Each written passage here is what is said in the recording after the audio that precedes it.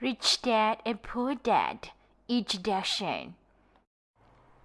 The child may graduate with excellent grades, but with a poor person's financial programming and mindset. Sadly, money is not taught in schools. Schools focus on scholastic and professional skills, but not on financial skills.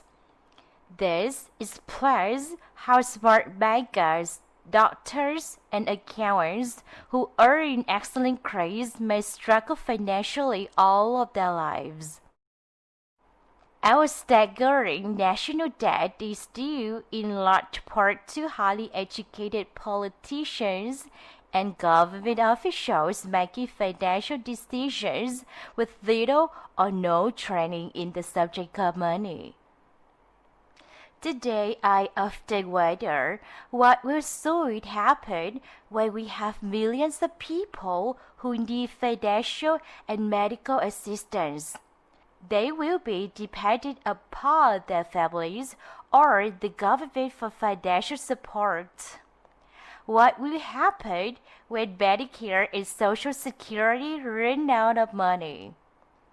How will a nation survive if teaching children about money continues to be left to parents, most of whom will be or already are poor? Because I had two influential fathers, I learned from both of them. I had to think about each dad's advice, and in doing so, I gained valuable insight into the power and effect of one's thoughts on one's life. For example, one dad had a habit of saying, "I can't afford it." The other dad forbade those words to be used. He insisted I ask, "How can I afford it?" One is a statement, and the other is a question. One lets you off the hook, and the other forces you to think.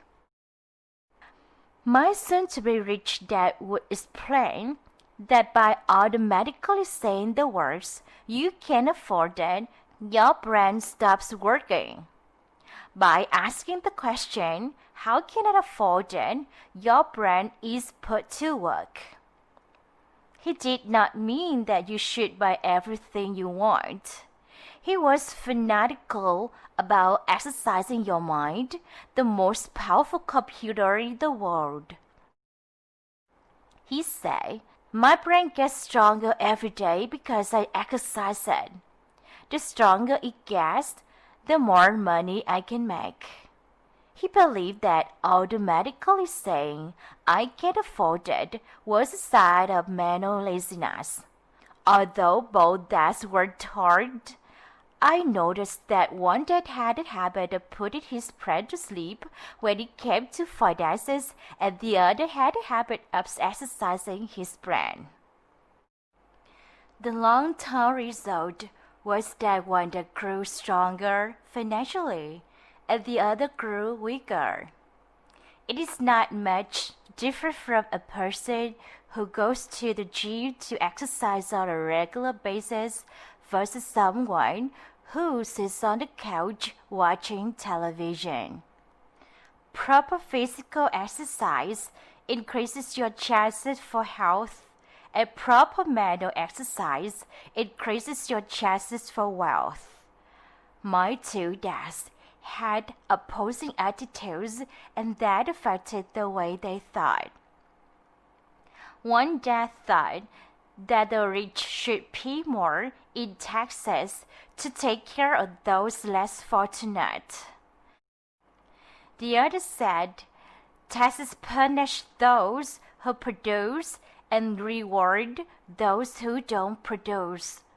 One dad recommended study hard so you could find a good company to work for. The other recommended study hard so you could find a good company to buy. One dad said, "The reason I'm not rich is because I have few kids." The other said, "The reason I must be rich is because I have few kids." One encouraged talking about money and business at the dinner table, while the other forbade the subject of money to be discussed over a meal. One said, "When it comes to money, play it safe, don't take risks." The other said, "Learn to manage risk." One believed our hope is our largest investment and our greatest asset. The other believed, "My house is the liability, and if your house is your largest investment, you're in trouble."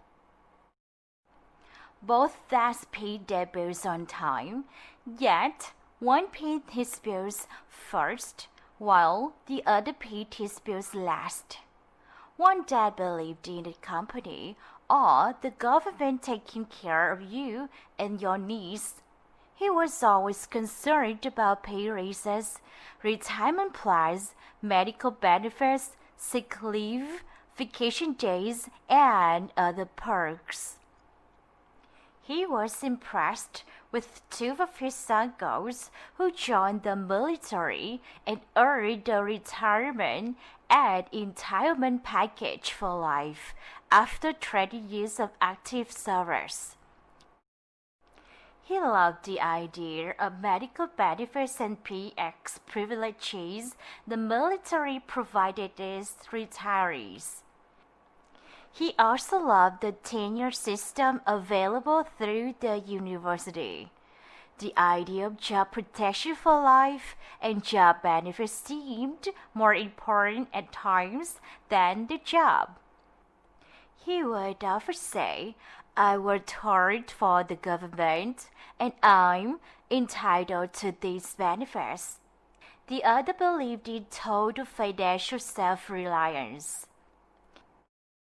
He spoke out against the entitlement mentality and how it created weak and financially needy people. He was emphatic about being financially competent. One dad struggled to save a few dollars. The other created investments. One dad taught me how to write an impressive resume so I could find a good job. The other taught me how to write strong business and financial plans so I could create jobs. Being a product of two strong dads allowed me this luxury of observing the effects different thoughts have on one's life. I noticed that people really do shape their lives through their thoughts. For example, my poor dad always said, "I'll never be rich," and that prophecy became reality. My rich dad, on the other hand, always referred to himself as rich.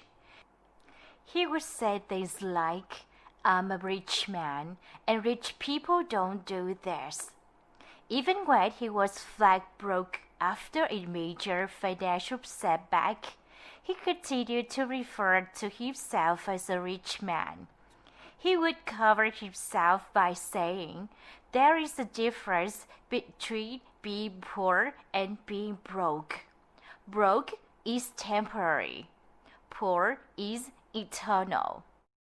My poor dad would say, "I'm not interested in money," or "money doesn't matter." My rich dad always said, "Money is power."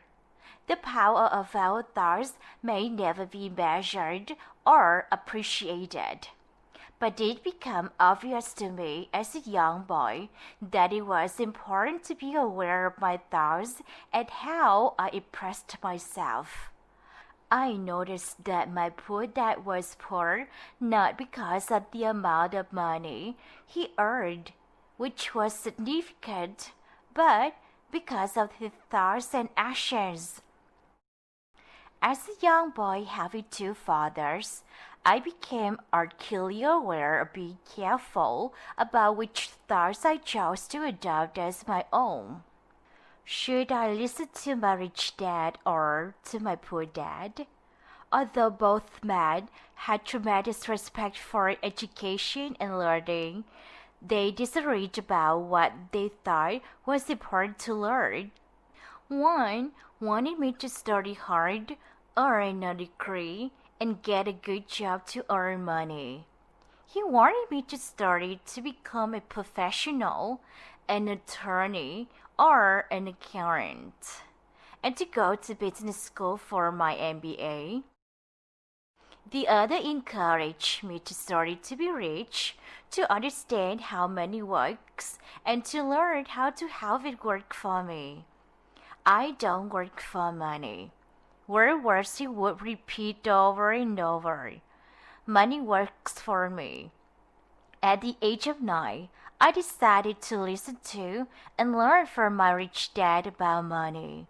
In doing so, I chose not to listen to my poor dad, even though he was the one with all the college degrees.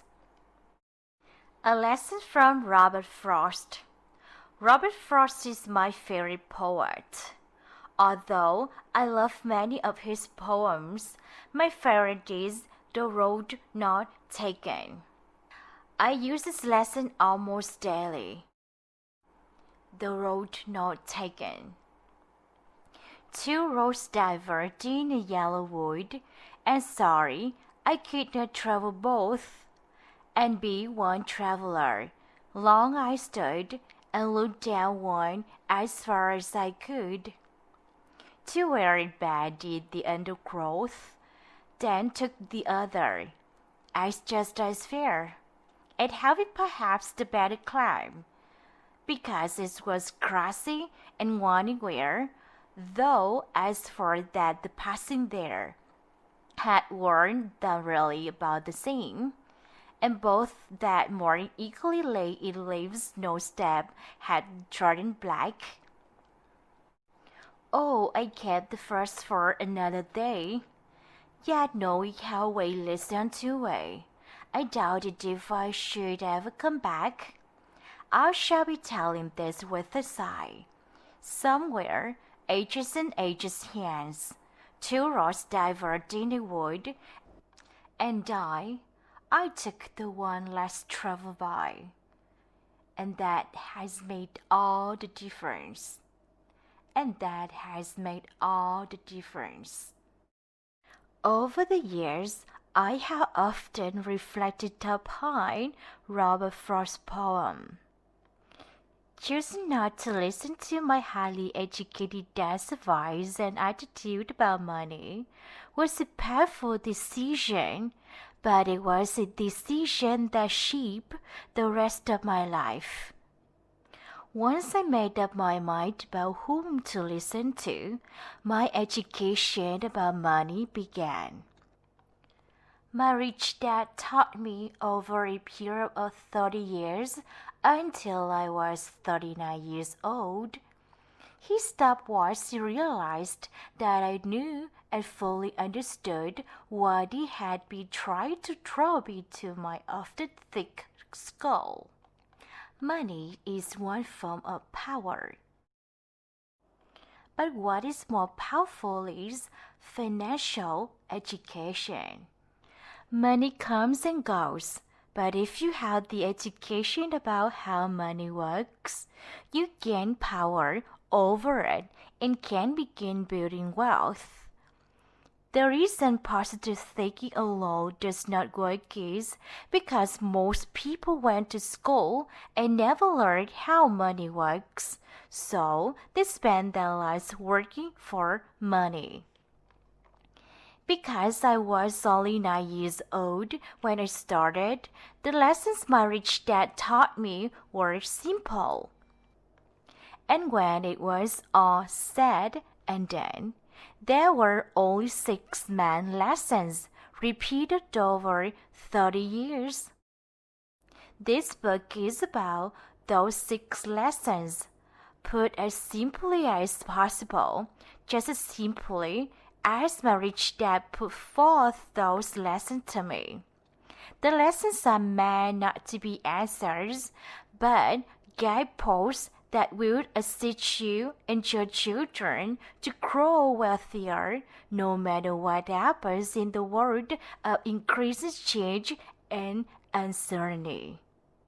Back then, when I used to know you, call you every night time,